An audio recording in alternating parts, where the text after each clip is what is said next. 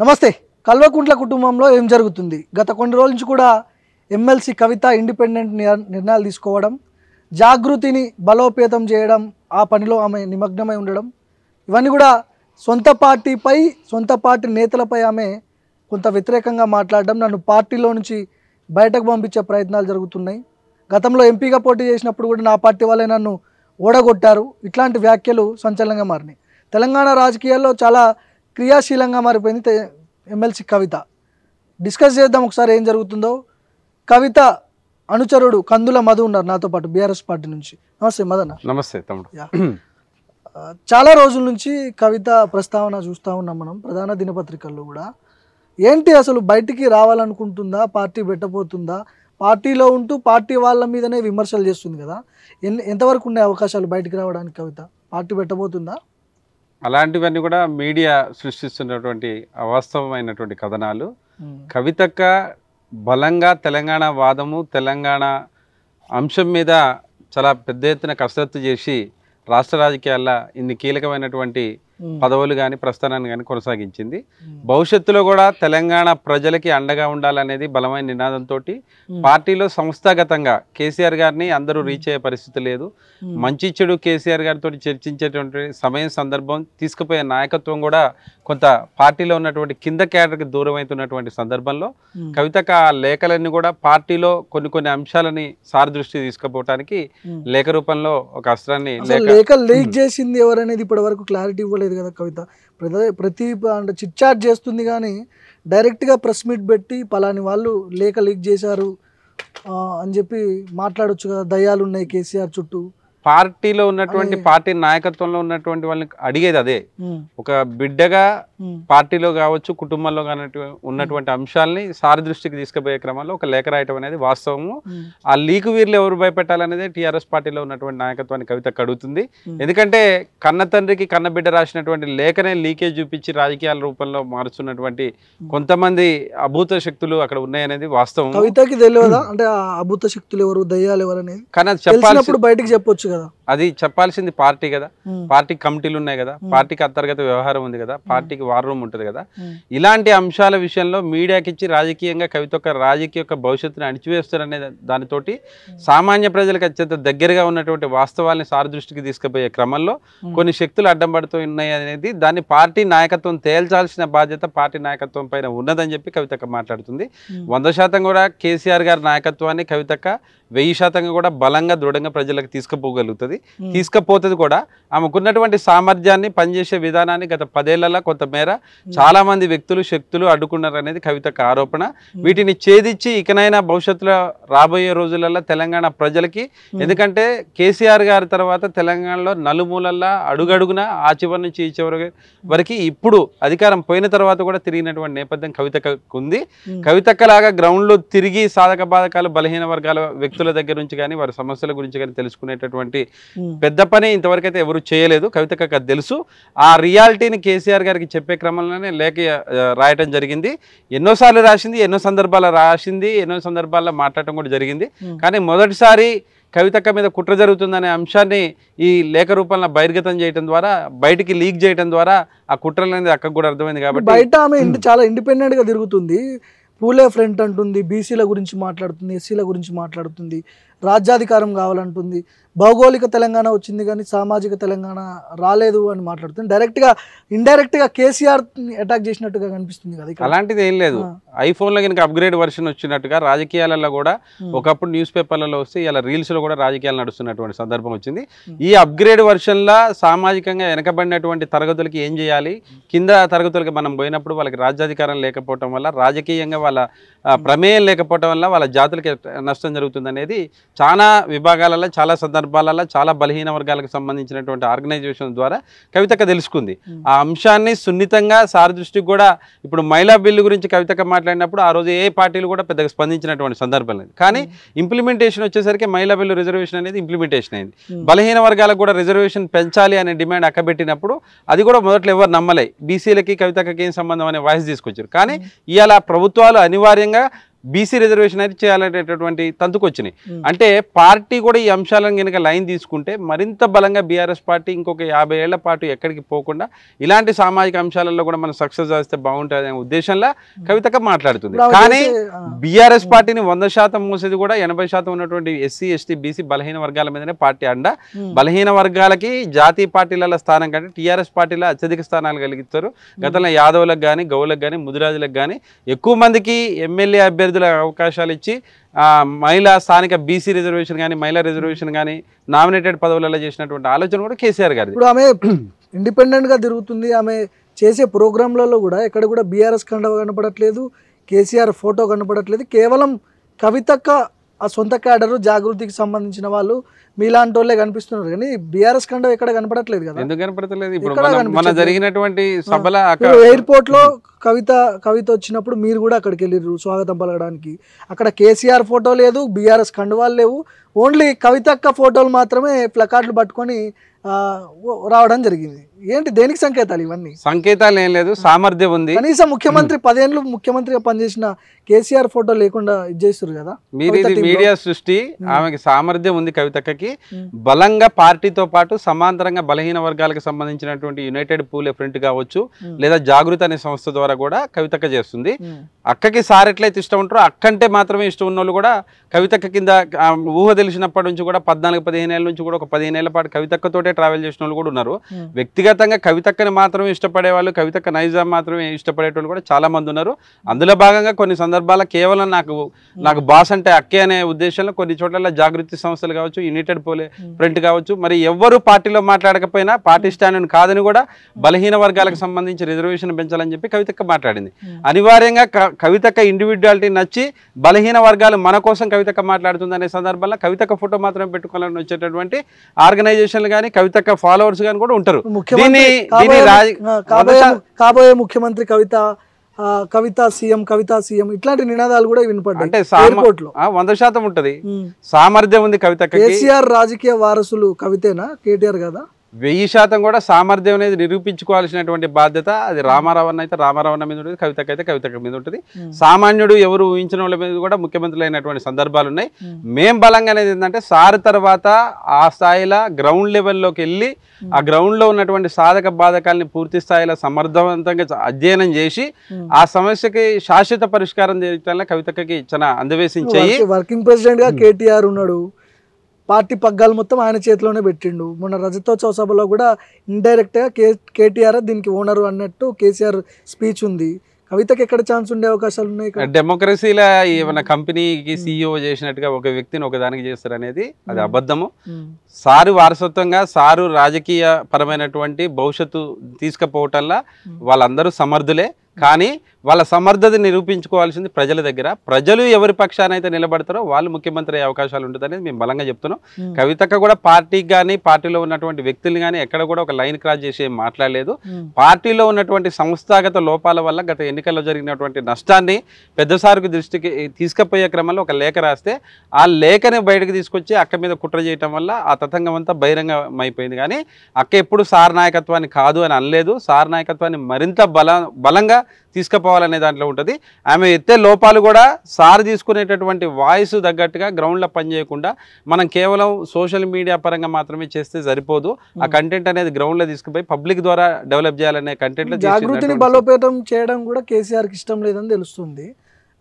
గతంలో కూడా ఆల్రెడీ నువ్వు ఎమ్మెల్సీగా ఉన్నావు, ఎంపీగా ఉన్నావు, జాగృతి ఎందుకు అవసరం లేదు కదా అని చెప్పినప్పుడు రీసెంట్గా కేసీఆర్ ఫామ్ హౌస్లో ఉన్నప్పుడు జాగృతికి సంబంధించిన మహిళలని కేసీఆర్తో మాట్లాడడానికి తీసుకుపోయినప్పుడు ఆయన కూడా ఇష్టపడలేదు. ఇదంతా తప్పుడు ప్రచారం మీరు చెప్పేది. 100% కూడా కేసీఆర్ గారు పార్టీ పెట్టిన తర్వాత సింగరేణి లాంటి సంస్థలలో 2006 నుంచే జాగృతి కమిటీలు వేసి స్వతంత్రంగా కూడా బీఆర్ఎస్ పార్టీ కంటే ముందల్నే కొన్ని వర్గాలని జాగృతి సంస్థకు తీసుకొచ్చి అప్పుడున్నటువంటి యువతను మొత్తాన్ని కూడా జాగృతి వైపు తిప్పింది. కేసీఆర్ గారి బలం పెంచే క్రమంలోనే జాగృతిని కొంత స్తబ్దుగా ఉంచి పార్టీని బలంగా చేసే క్రమంలో అక్క 10 ఏళ్ళు పనిచేసింది. ఇది ఎవరు కాదలేనటువంటి వాస్తవం. పార్టీలో అయితే కొన్ని రూల్స్ అండ్ రెగ్యులేషన్స్ ఉంటాయి కానీ కవితక్క కాడ పనిచేయడానికి స్వతంత్రంగా పనిచేసేటటువంటి ఉంటుంది. కాబట్టి జాగృతి అనే సంస్థ కూడా చాలా బలం చేయటంలో బలపట్టంలో కూడా సాధ్యమవుతుంది. అది కవితక్క నాయకత్వానికి నిదర్శనం. కానీ కేసీఆర్ సార్ అంత చిన్న స్థాయిలో అంత సూక్ష్మ బుద్ధితో ఆలోచించేటువంటి చేసినటువంటిది కాదు, ఇది మీడియా సృష్టి.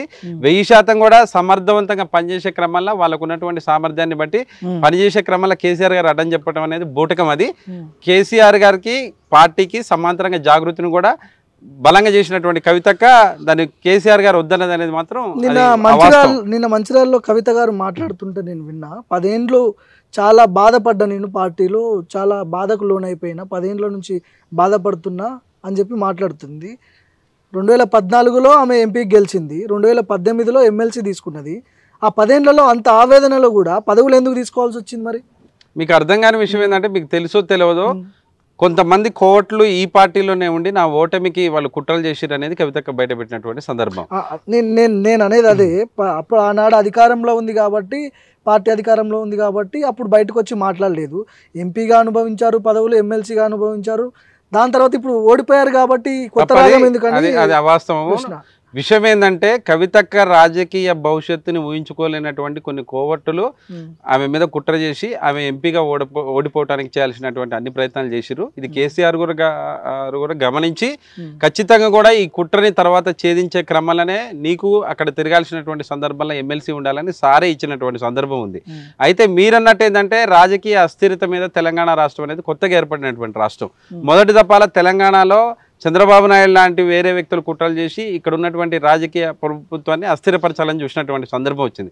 కవితక్క ఈ 10 ఏళ్ళు ఓర్చుకోవడానికి గల కారణం ఏంటంటే, 1000% కూడా తెలంగాణ రాష్ట్రం అనేది అప్పుడే పుట్టినటువంటి పసిపాప లాంటిది. దీన్ని నిలబెట్టే క్రమంలో మనకి రాజకీయపరమైన అవకాశాలు అవమానాలు వచ్చినా పోయినా, లాభం జరిగినా నష్టం జరిగినా 1000% దీన్ని నిలబెట్టాల్సినటువంటి బాధ్యతగా తెలంగాణ ఉద్యమకారులుగా తీసుకుంది కాబట్టి ఆ 10 ఏళ్ళు కూడా ఓర్పుగా అనుభవించింది.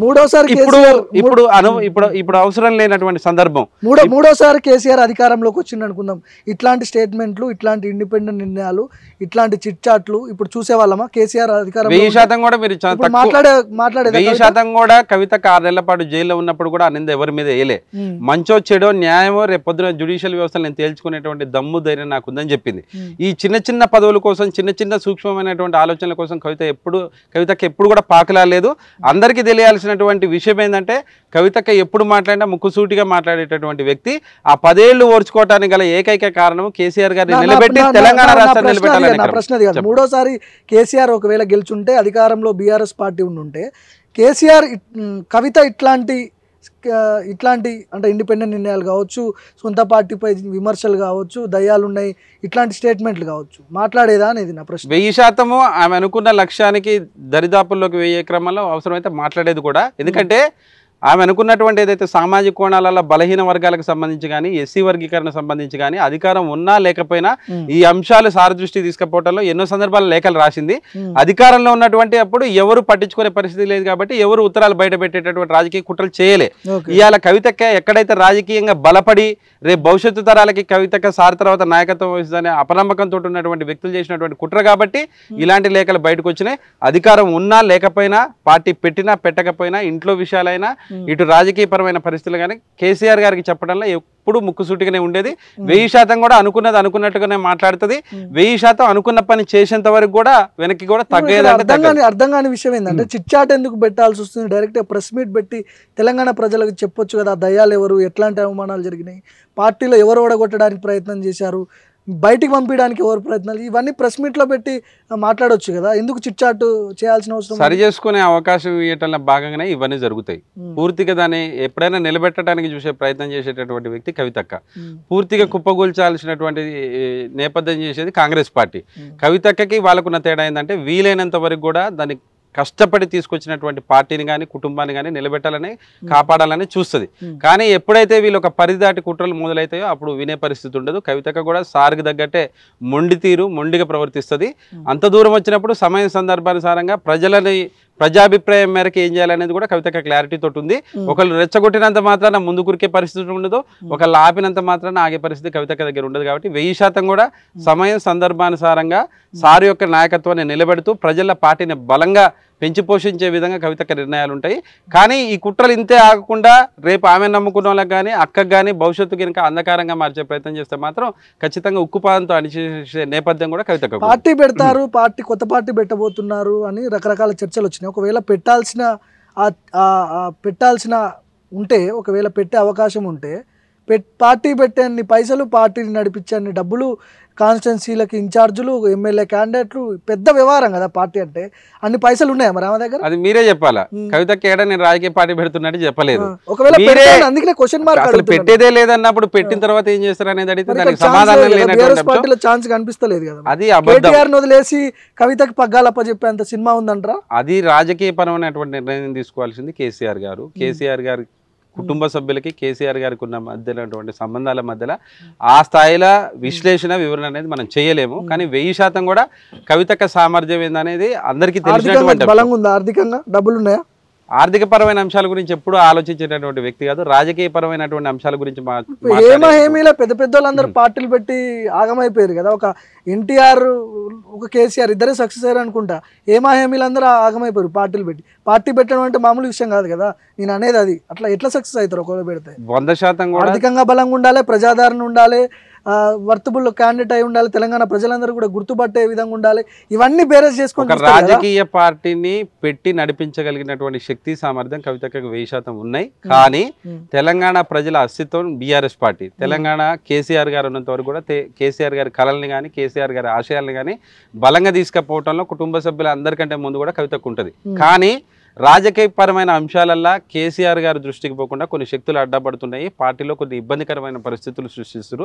సామాన్య కార్యకర్త ఏళ్ల తరబడి టీఆర్ఎస్ పార్టీ నమ్ముకున్న వాళ్ళకి న్యాయం చేసే పరిస్థితి లేనప్పుడు మనకి ఇబ్బంది అవుతుందనే అంశాలను తీసుకుపోవటంలో భాగంగానే కవితకి ఇవన్నీ చేసింది. కానీ సామర్థ్యము సమర్థత విషయంలో కవితకి అనేది కేసీఆర్ గారి లాగానే మొండి వ్యవహారం ఏమి ఉంటుంది. కేసీఆర్ గారు కూడా పార్టీ పెట్టంగానే రాజకీయంగా ఏమి ఒకటేసారి కాలే. కేసీఆర్ గారు కూడా గుప్పిడి మనతోటే స్టార్ట్ చేసిండు. అయ్యాల కూడా ఏ అవయవాలను గొప్ప గొప్ప ప్రయత్నాలు కూడా అవమానాలు అవేలంతో ప్రారంభమవుతాయి. కానీ ఒక్కసారి నిర్ణయం తీసుకున్న తర్వాత వెనక్కి తగ్గే మనస్తత్వం కాదు. ఏది జరిగినా తెలంగాణ రాష్ట్రానికి కానీ కేసీఆర్ గారి ఆలోచన విధానాన్ని కానీ భవిష్యత్తులో బీఆర్ఎస్ పార్టీని కానీ బీఆర్ఎస్ పార్టీ ఆలోచన విధానాన్ని కానీ బహుజన బలహీన వర్గాలకు సంబంధించినటువంటి నాయకత్వాన్ని కాపాడుకునే దిశగా కవితక్క నిర్ణయాలు ఉంటాయి. దీన్ని మనం ఎంత రెచ్చగొట్టినా, మనం ఎంత కాదన్నా, కవితక్కని మనం ఎన్ని మాటలన్నా ఎన్ని సృష్టించినా కానీ కవితకు ఒక పూర్తి విజన్ తోటి ఉంది. మీరు చెప్పిన పేర్లందరికంటే కూడా ఆ స్థాయి సామర్థ్యం. కొన్ని దయాలు, కొంతమంది దయాలని మాట్లాడుతున్నారు, మీరు మాట్లాడుతున్నారు, కవిత గారు కూడా అదే మాట్లాడుతున్నారు. కొంతమంది దయాలు ఉన్నాయని. కరే కవిత అంటే మాట్లాడకపోవచ్చు, మీలాంటి వాళ్ళన్నా చెప్పొచ్చు కదా. పలానా దయం కేటీఆర్, పలానా దయం సంతోష్ రావు, పలానా దయం హరీష్ అని మీలాంటి వాళ్ళు మాట్లాడొచ్చు కదా. ఇక్కడ అంటే మాట్లాడకపోవచ్చు, ఒకే కుటుంబం కాబట్టి. మీకేమైంది చెప్పడానికి? మీకు అర్థం కాని విషయం ఏంటంటే టీఆర్ఎస్ పార్టీలో ఏళ్ల తరబడి ఉంటూ కూడా రాజకీయపరమైన అవకాశాలు అన్నటువంటి చాలా మంది ఉద్యమకారులు ఒక్కొక్కరికి ఒక్కొక్క దయ రూపంలో ఉండొచ్చు. ఎవరి రాజకీయ అస్తిత్వం మీద అయితే ఎవరైతే దెబ్బ కొడతారనుకుంటే వాళ్ళు దయ్యంగా అనుకుంటారు. ఇప్పుడు కవితక్క స్థాయిలో కవితక్క ఆలోచన విధానానికి ఎవరు దయాలు ఉన్నారనేది ఆ స్థాయిలో కవితక్కకే తెలుస్తుంది. ఒక సామాన్య కార్యకర్త 15 ఏళ్ల పాటు ఉద్యమం చేసి ఒక రాజకీయపరమైన అవకాశం రాకపోతే అక్కడ ఏ కోటరీ ఏర్పడ్డది, ఎందుకు అన్ని విషయాలలో పరిజ్ఞానం కూడా రాజకీయపరమైన అవకాశాలు తెచ్చుకోలేకపోతారంటే వాళ్ళ విషయంలో ఒక దయ్యం ఉండొచ్చు. నాకున్న దయాలకి కవితక్కున్న దయాలకి అందరూ ఒకటే పేరు నన్ను చెప్పమంటే కరెక్ట్ కాదు. కానీ మేమనేది ఏంటంటే టీఆర్ఎస్ పార్టీలో కొన్ని వర్గాలు కూటమిలుగా తయారయ్యి బహిరంగంగా జరుగుతున్నటువంటి అంశాలని సామాన్య టీఆర్ఎస్ పార్టీ కార్యకర్తలకి 1000% ఉంటుంది. 1000% ఏ పార్టీలైనా ఉంటాయి, ఎక్కడైనా ఉంటుంది. కోటరీలు లేనటువంటి రాజకీయ పార్టీలు ఉండదు, ఏ పార్టీలైనా ఉంటాయి. కానీ కేసీఆర్ గారి ఆలోచన విధానాన్ని ప్రజలకి తీసుకుపోయేటలో జరిగేటటువంటి ఈ కోటరీలు ఎక్కువ కాలం ఇబ్బంది పెడితే ప్రజలకి సారికి మధ్య జరిగేటటువంటి గ్యాప్ పెరిగిపోతుందని ఆ బాధ్యత కవితకి వేసుకుంది. ఇది పార్టీ కమిటీలు వేసుకోవాలా, పార్టీలు ఉన్నోళ్ళు వేసుకోవాలా. పార్టీలో ఉన్నా లేకపోయినా మాట్లాడే ధైర్యము దమ్ము నాకుందని చెప్పి కవితక్క బయటకు వచ్చింది. కాబట్టి ఇలా సామాన్య కార్యకర్తలు కూడా టీఆర్ఎస్ పార్టీ వాళ్ళు కవితక్క అన్న ప్రతి అంశాన్ని కూడా బలంగా బలపరుస్తారనే మా ఆలోచన. నా చివరిగా చెప్పండి, కేసీఆర్ రాజకీయ వారసులు ఎవరు, కవితనా కేటీఆర్? ముఖ్యమంత్రి కాబోయే అవకాశం కేటీఆర్ కుందా, కవితకుందా? అర్హత ఎవరికి ఉంది? ఇద్దరు ఇట్లో అర్హత ప్రజలు నిర్ణయించాలి. మనం నిర్ణయిస్తే నాకు అభిమానం ఉంది కాబట్టి కవితక్క ముఖ్యమంత్రి అయితేనే కవితక్క ముఖ్యమంత్రి కాదు. ప్రజలు మెజారిటీగా ఉన్నటువంటి ప్రజల ఆమోదయోగ్యంగా ఎవరైతే రాజకీయాలలో వాళ్ళు క్షేత్రస్థాయిలో ఏం పని చేస్తారు, ఇంకా 4 ఏళ్ల సమయం ఉంది. వాళ్ళు పనిచేసే విధానం మీద ఎవరు ముఖ్యమంత్రి అనేది పార్టీ నిర్ణయిస్తుంది. పార్టీలో గెలిచినటువంటి పార్టీ పెద్దలు నిర్ణయిస్తారు. కందుల మధుని చేయొచ్చు, భార్గవం చేయొచ్చు, పార్టీ తలుచుకుంటే ఎవరైనా ముఖ్యమంత్రి చేయొచ్చు, ఎమ్మెల్యే గెలిచి. కానీ నా ప్రశ్న అది కాదు. కేటీఆర్ ని దాటి కవితకు పగ్గాలు వచ్చే అవకాశాలు ఎంతవరకు ఉన్నాయి? అది అది నిర్ణయించాల్సింది కూడా పార్టీయే. పార్టీలో ఉన్నటువంటి మెజారిటీగా ఎవరికైతే ఆమోదయోగ్యంగా ప్రజలు వాళ్ళు పనిచేసే విధానం వైపు మొగ్గుతారో, పార్టీలో సంస్థాగతంగా జరుగుతున్నటువంటి లోపాలని మనం గుర్తించుకోకుండా అంతా మంచిగా ఉంది అనుకుంటే జరిగే నష్టం కూడా ఆ ప్రమాదం ఉంది. కాబట్టి అది నాకు తెలిసినంత వరకు, నాకున్న పరిజ్ఞానం మేరకు అయితే కవితక్క 1000% కూడా కింద గ్రౌండ్ లెవెల్ ఏం జరుగుతుంది అనేది మాత్రం బలంగా ఆ లేఖల ప్రస్తావించడం అనేది అయితే మాత్రం ఖచ్చితంగా ఆమోదించాల్సిందే. ఎందుకంటే ఒక సామాన్యంగా నేపథ్యం నుంచి వచ్చినటువంటి మీ అందరం కూడా బీఆర్ఎస్ పార్టీలో ఈ స్థాయికి వచ్చినామంటే ఆ గ్రౌండ్లో ఏం జరుగుతుందనేది తెలుసుకోగలిగినటువంటి కెపాసిటీ కవితక్కకు ఉంది. ఇప్పుడుకున్న దాంట్లో కేసీఆర్ గారే మా బాస్ కాబట్టి దాన్ని ఆయనకి చేరవటంలో 100% కూడా సక్సెస్ అయింది. నాకు తెలిసి కవితక్కకు ఉన్నటువంటి ఆలోచన విధానం, కవితక్కకు ఉన్నటువంటి పరిజ్ఞానం, భవిష్యత్తులో 10 ఏళ్ల తర్వాత ఏం జరుగుతుంది అనేది గమనించేటటువంటి ముందస్తుగా అంచనా వేయగలిగినటువంటి నాయకత్వం కవితక్కకు ఉంది. కాబట్టి బలంగా కూడా మరిన్ని అవకాశాలు కూడా కవితక్క పొందుతారు అనేది ప్రజలు కూడా ఎక్కువ మంది ఆలోచిస్తున్నారు. ఎందుకంటే సార్ యొక్క నేపథ్యము, సార్ యొక్క ఆలోచన విధానం 100%. సార్ కూడా ఆ వయసులో ఉన్నప్పుడు కవితక్క తీరునే ఆలోచన చేసి మొండిగానే ఏ పని చేసినా మొండిగానే బలంగానే చేసేది. పైన పని చేయటం రాదు కాబట్టి కవితక్క 1000% సక్సెస్ అని నేను అనుకుంటున్నాను.